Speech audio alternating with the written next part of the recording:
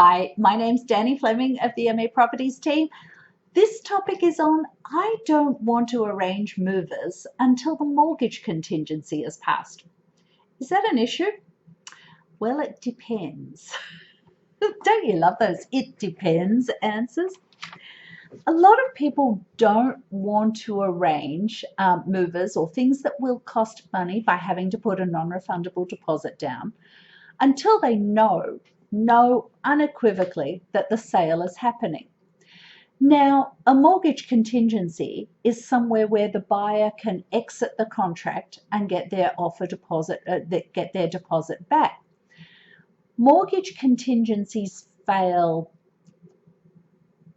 quite well. I don't want to say rarely. I don't want to say quite rarely. They're not common. The biggest challenge for a contract terminating is the inspection contingency. Once you're at mortgage contingency, if your buyer is a solid buyer and you've been able to validate that with the pre-approval or the proof of funds that they provided when they made their offer, it's quite unlikely that the transaction or the sale will fall apart based on the mortgage contingency. But it may happen. Now the question is, at what point should you arrange your movers on the scenario that you haven't got the mortgage contingency, the buyers haven't got the mortgage commitment yet? You need to factor in that even if the buyers get the mortgage commitment 3 days before closing, you're moving out at closing. If you haven't arranged movers in that time, you're in trouble basically, because you have to get movers in because the buyers are closing on the home. So I wouldn't leave it too late to organize your movers. I would say that if your mortgage contingency is 2 weeks prior to closing or 3 weeks prior to closing, yeah, wait until the mortgage contingency is passed and then arrange your movers. But some movers have, at some times during the year, moving companies are in huge demand. So you might call them 2 weeks before closing and say, I need to book it now. And they say, well, the soonest we can get to you is in 3.5 weeks. That's not good enough. You need to be moving out and the closing's happening in 2 weeks. So don't leave it until it's almost not feasible for you to move in that time. I had some sellers just a couple of months ago. Their moving company cancelled on them 3 days before closing.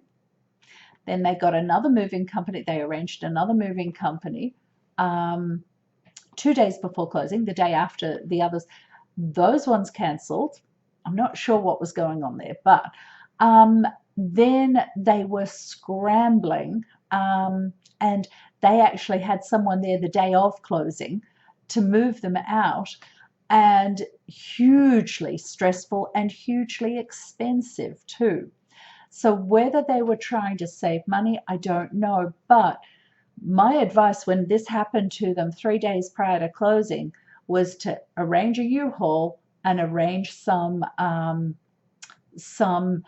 moving help. And when I say moving help, is a couple of burly guys or a couple of burly individuals, doesn't have to be guys or girls. I'm being correct here, politically correct. A